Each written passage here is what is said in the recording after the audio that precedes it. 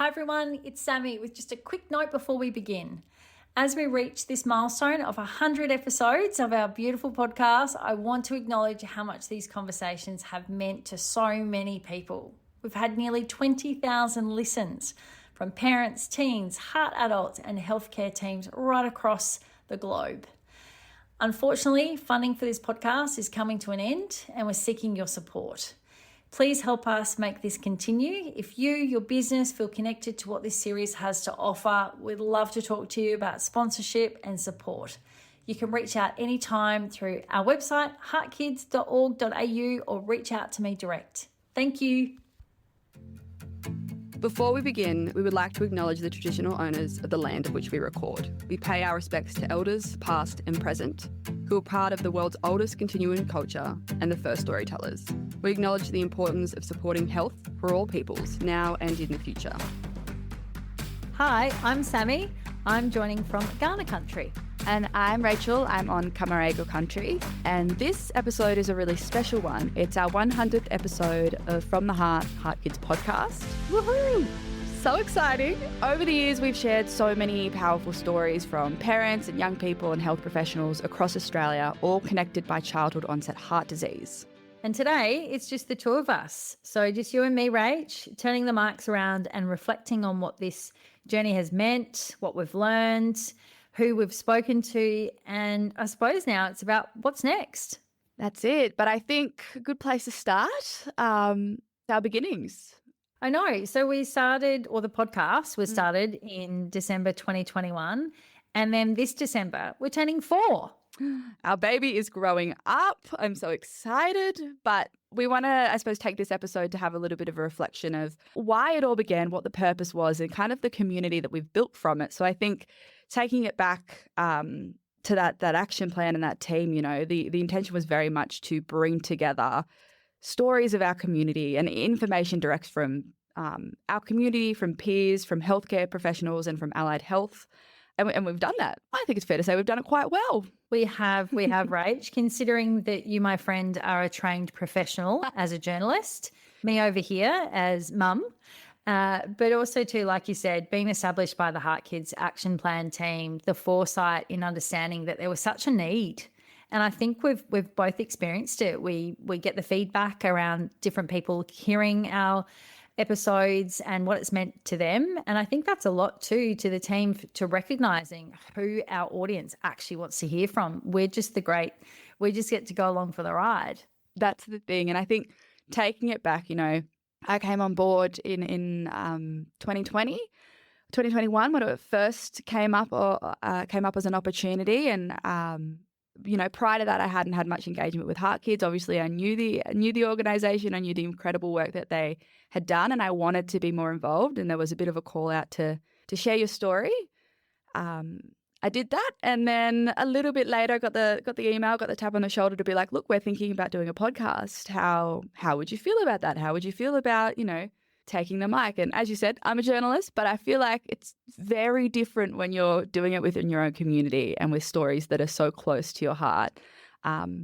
But, you know, I have had no regrets. I've loved every minute of it. But I want to know your journey. How did you come on board with the podcast, and how is it feeling, you know, 4 years in now? Yeah, well, for me, I'm only 3 years in. You're in 4 years. I'm 3 years. Mm-hmm. And I think probably similar to you, it was the team reaching out about me sharing my story as a heart mum.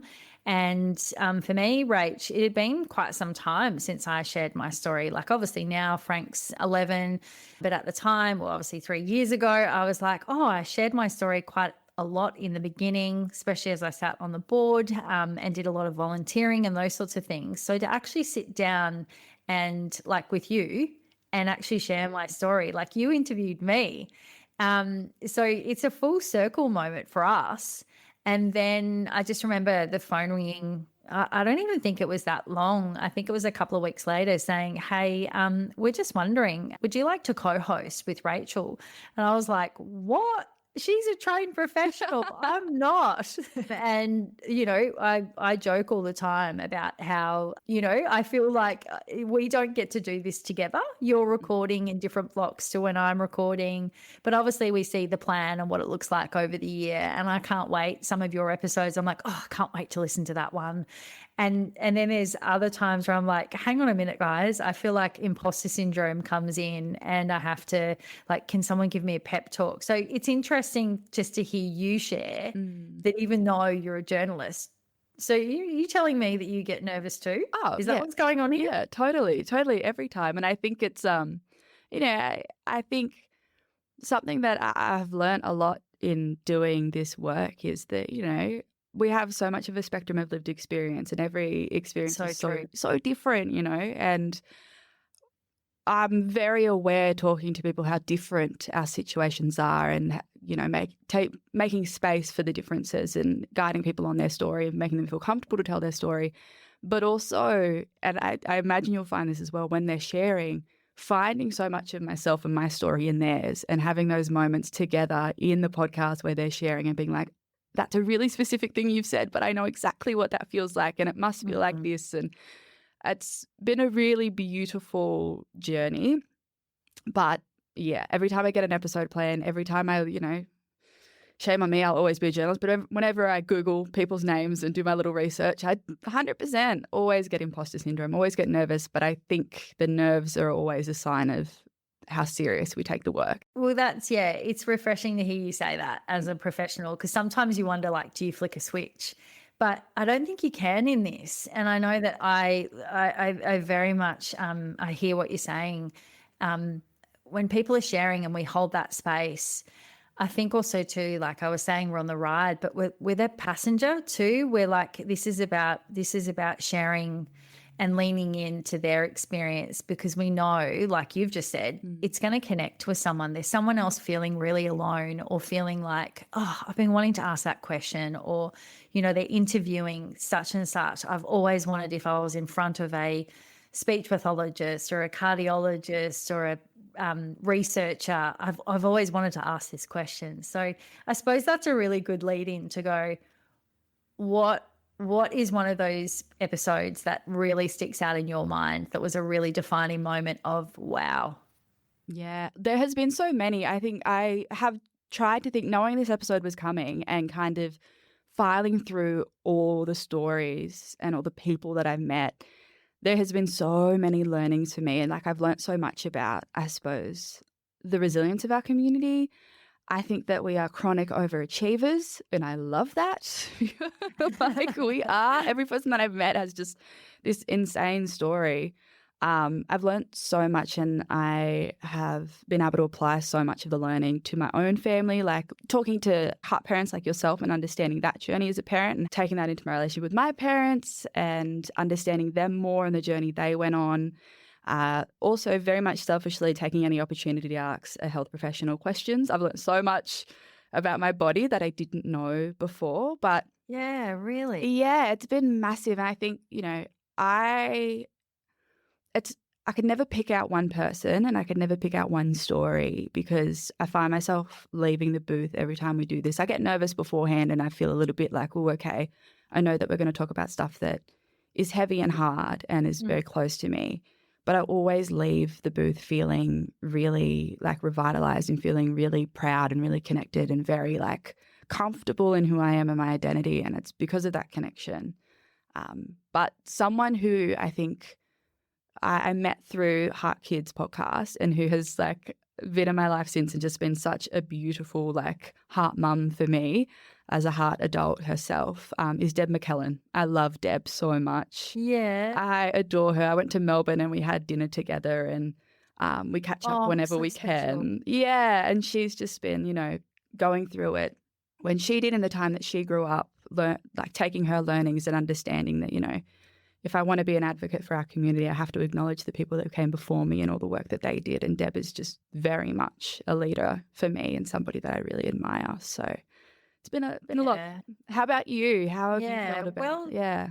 Yeah, well said. Before you skip over to me, I just want to I love the fact that it's been a real journey and learning experience for you too, because I think it is. We're constantly learning. Like you said, every time we share or we hear people sharing their stories, I think it just opens up another piece inside of us. But I really like how you referred to how we're overachievers, and I think I'm gonna kind of bring the parents into this too. Because definitely you guys are marvels. Like I look at so many little heart kids and I just think, I know you're going to change the world. You already have. Like here you are stomping around. Like it's beautiful, just like this little baby of ours turning 4. And I think also too, I need to make sure that we have a shout out that obviously a part of this journey we had Sam Stolberg and Tani Jash, who hosted some of the other brilliant episodes. And sorry, we haven't got them into the studio tonight, but there's so many things that they shared and different journeys along the way. But yeah, I love the fact that it's always a journey and a learning experience for you. So for me, I think from favourite episodes, I'm like you. Where do I start? There's so many that I go, speaking to a bereaved dad was really insightful because seeing it from a different lens. But in saying that, now I have that lens. So now when I think about things, I now think about from a dad's lens. I think Laura Yates, geneticist, that blew my mind. I thought to myself, this is the coolest. I'm talking to someone who is not only dedicating her life to a medical profession that, not everyone goes into. It's not the common sort of trajectory that you see people. But then the fact that she's taken a specific keen interest into our community. I'm sure, Rach, you look at that and you're like, yeah. And then there's the episodes that that you're in awe of. I was saying to the team here, I did the episode with Dr. Prem, so pediatric cardiothoracic surgeon in Brisbane, and he was in his scrubs and we're chatting, and he's just had this full-blown day. He's operated on 2 babies. He saved lives. He's done his ICU rounds, and he's taking the time and he's sitting and he's chatting with me when he could be home with his kids and his wife. But he was just so, he was just so happy for the opportunity to connect on a different level. And that was just, I remember I was so pumped. I text one of my girlfriends. It was 9:30 at night when I finished the recording and was like, oh my God, are you up? This was phenomenal. This guy's amazing. So it's that, it's almost like they become sort of little superstars, but in our community, they are. And I'm sure there's a broader community that are outside of our little world going, sorry, like that's cool for you. But then there's also the episodes that, like you're saying, Rach, and I'd love to know which ones have really moved you. Mine was talking to Danielle Green with losing her 2 little ones, and talk about that level of resilience and game changers. She's a game changer. We're probably going to see laws and legislations change across Australia because of the absolute fight and love within her to make sure that no one else feels that pain. And, sitting here talking, even just mentioning it to you, I'm covered in goosebumps. Like it takes you on a whole, like a cellular level. Yeah. So what's one that really got to you?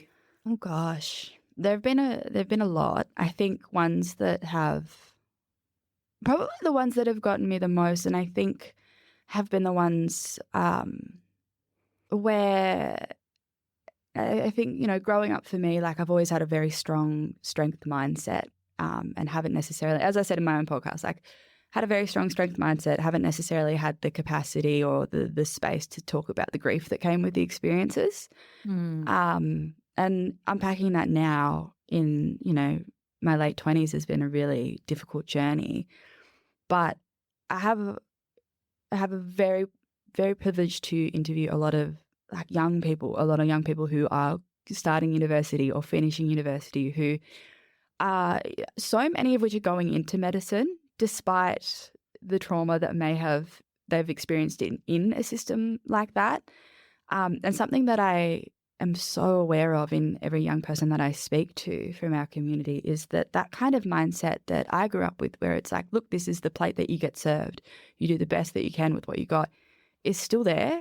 And it's developed in such a way in the next generation where they are really able to balance it better than I ever did with the grief. There's like this holistic kind of attitude to who we are that I didn't experience as a kid. And I can see it's like so healing for me to talk to kids and be like, well, like that was really transitioning to adult care was really hard for you. How did you go through that? And, almost everyone that I talk to who's under the age of, 25 has had a really pleasant experience transitioning across, and who has taken up that opportunity for themselves and has felt, really empowered in their identity. Yeah.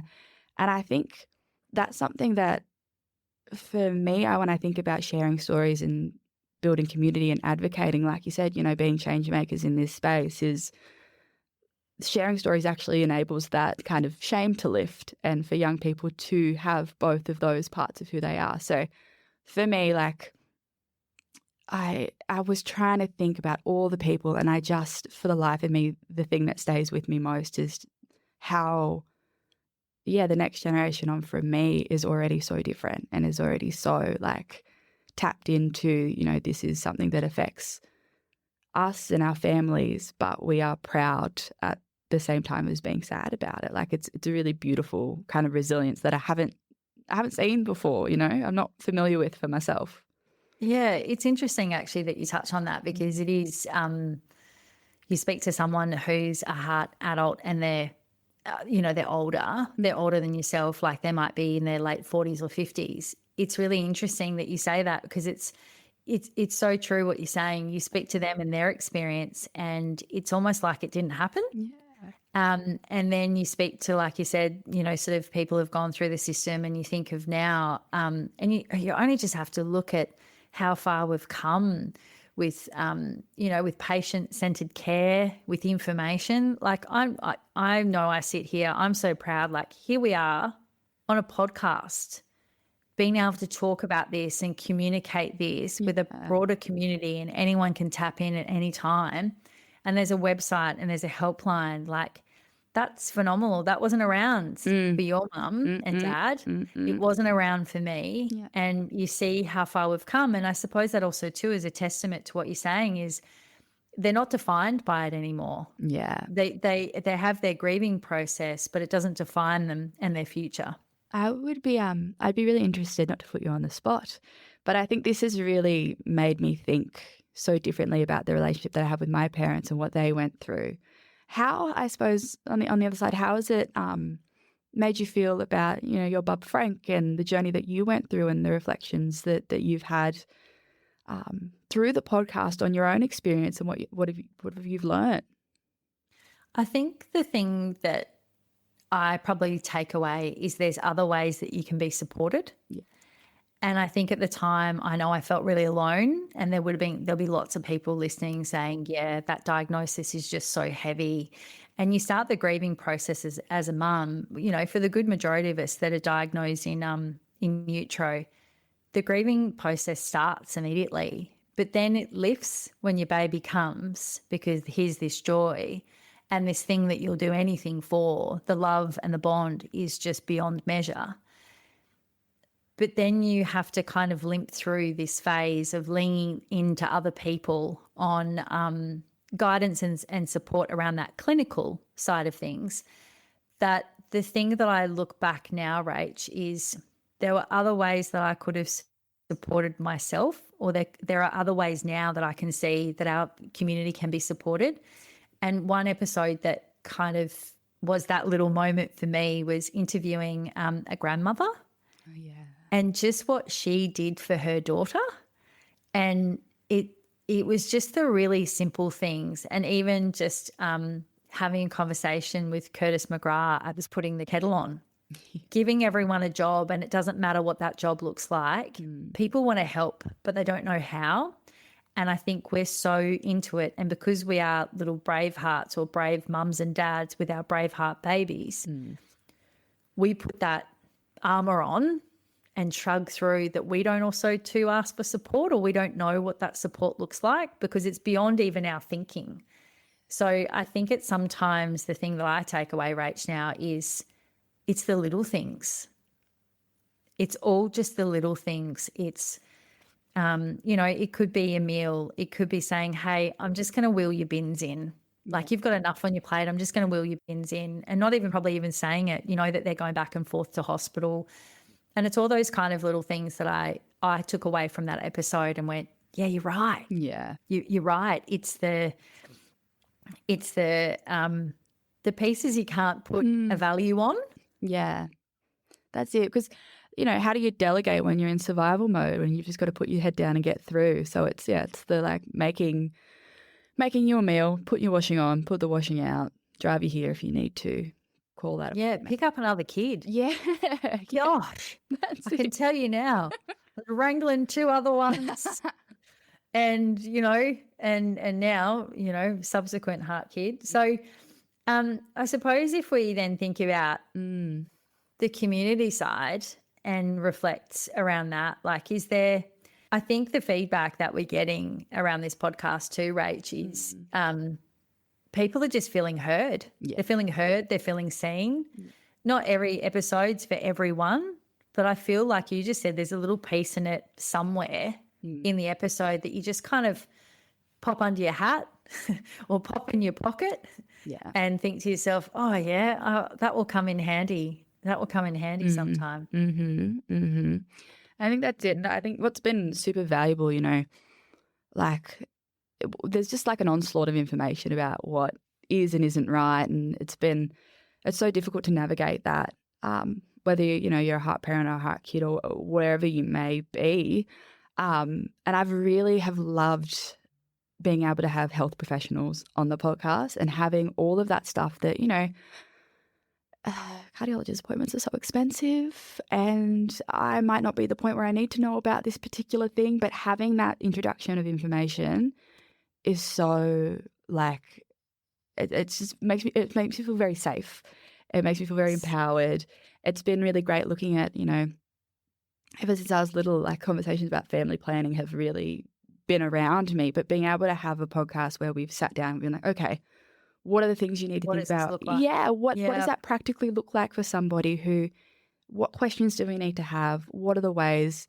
And even if it's the top level, which 95% of the time in the podcast it's very top level. This is kind of the guidelines, but it's obviously subjective as to what your condition may be. That has been really empowering for me to understand, okay, it's not this big cloud question mark around my health anymore. Like I know names of specialists now. I know information. I can find this information. It kind of opens that door that is just so big in your brain when you have to take on looking after yourself. Yeah, it's almost like you're on the path, but someone switches the light on. You can actually see you're navigating now. You're actually navigating instead of flying blind, pardon all the puns. But I know that's what it almost feels like to me, even just having the conversations now. Like I look back and I reflect and I go, it's hard because I go back and I go, geez, I wish that I had that, or I wish I knew that, or I wish I knew. But then at the same time, it's really quickly overridden by me thinking, I am so proud. I'm so proud that this is available. I'm so proud that, my heart kid can grow up and listen to podcasts from you as a heart adult. You know what I mean? Like it's very much flipped in my mind. But there is a little moment sometimes where I'm like, oh, that light bulb going on then would have been really handy. But also too, we don't know what we don't know. And I think that's the thing, is the other reason for this podcast is, we get people who call the helpline and they've just got a diagnosis. And this, I think, is a really nice, subtle introduction to pick and choose, almost go through a catalogue or go onto our website, go through our fact sheets, pick out the ones you like or you're ready to dive into, the ones you're not. And I think, like you said, we're so mindful, you and I, of that. We're so mindful then we're in the moment and we're sharing and holding that space for that person. We're so mindful that it's so deep for them. And because we've been there, we know that depth. And And it's it's hard to sort of it's funny just reflecting on this now with you. But again, that's where we are, aren't we? We're 100 in. Who would have thought? Yeah. Like it's crazy. And I suppose now we just need to look ahead and go, well, what are the next 100 going to look like? Do you have any thoughts on what's next? Oh, I think that's the thing, isn't it? Where I'm like, I'm so aware though that like there are like so many of our community, so the stories are kind of endless, which They are. so They're endless. Yeah. And I just love, like, I've been really, really lucky to do like some webinars with HeartKids with like young people, and the questions that they ask, I'm like, well, you could write podcasts for like 7 years just off the questions they have and the appetite they have for information. Like, I think, yeah, for me, I'm really, really excited about listening to like, that next generation. Like, what are the questions that they have? How do we like answer those questions? What does mental health look like for mental health care look like, and trauma-informed care look like for our community? How do we better support, I'm really interested in how do we better support regional rural healthcare and communities and families that live out there, and what are the ways that we can link people into services that are there to support them, make them feel comfortable. And, as you said before, there's always a little bit of grief when you do this stuff. But I think for me, whenever I do the interview, I always think of, the first time that I got to tell my story and the person that I told it to. And I always think whenever I'm interviewing someone, I might be the only person that they've told this story to. I might be the only person who's able to sit with them and say, yeah, that's really big. And that's massive, and I'm really proud of you. And how did you feel about that? And that's like, I'm just so excited to keep doing that for as many of us as we can get. I couldn't agree more, Rach. And I think that's the thing, and I'm just going to actually hold on that is, when they are sharing, sometimes it is the first, or sometimes it's the first in a long time. I know when I shared my story with you, as I said, it had been such a long time, been years since I sort of took myself back there and really relived those moments. And I think that's the thing for our, like, the audience to understand is we've got an idea of the story that's going to be shared, but when we actually sit, we genuinely just talk. Yeah. And I think it's really beautiful that we can, and it's lovely that our guests come on and they genuinely feel that it is a safe space. Yeah. And I think they do all leave. Every single one that I know of has left and gone, yeah, I was really nervous, but that actually was really a really beautiful experience. And I'm actually so glad, because if someone hears this or it connects with someone, and I think that kind of, again, just, just amplifies how important this podcast is it's more than just talking to different people, different stories, different backgrounds. It's the fact, like you said earlier, it's that community and making sure people feel seen and heard. And I think, I don't know if you've gotten this feedback, but I feel like every single person after they do the podcast, they go, there was so much more I could have said, or there was so much more. And it's like, we've gone from like not sure, a bit nervous, unsure, to then being like, I could talk for ages. And I love that, because I'm like, there you go. Like, you've got something to say.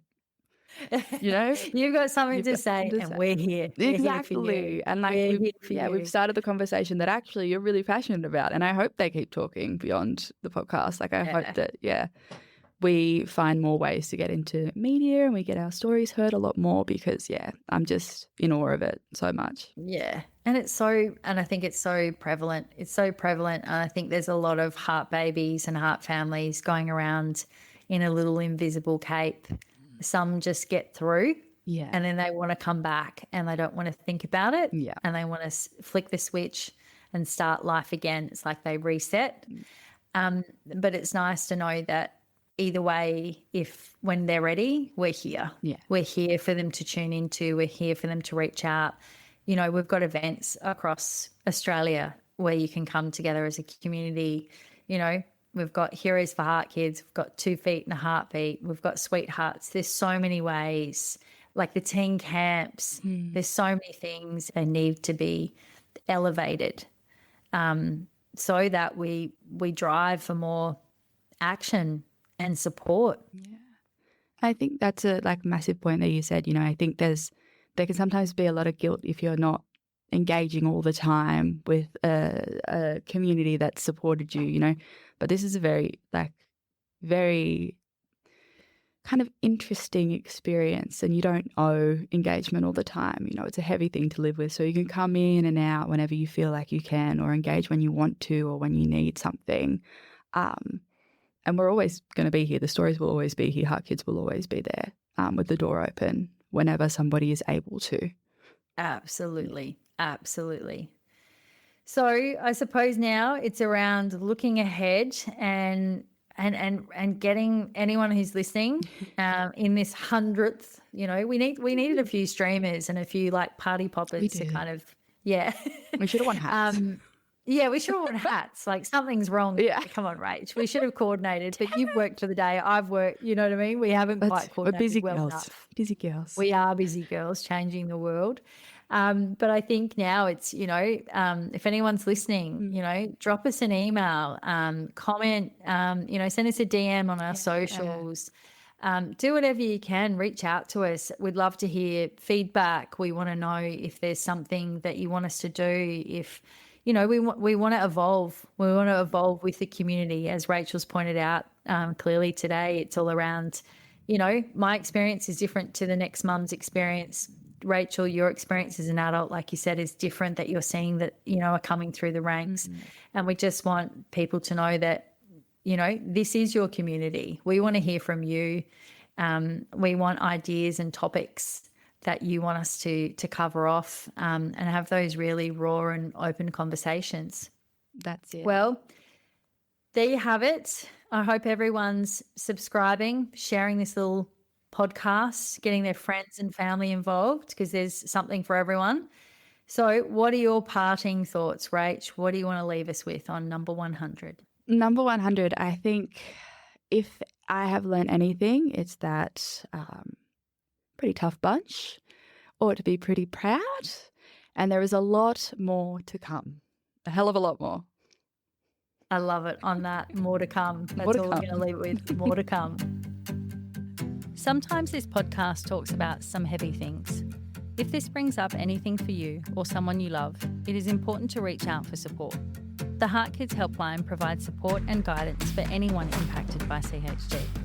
You can call the helpline on 1800 432 785. To access more information as well as support from HeartKids, visit the website at heartkids.org.au. The information on this podcast is not a substitute for medical advice from your doctor or healthcare team. Always talk to your doctor about matters that affect you or your family's health.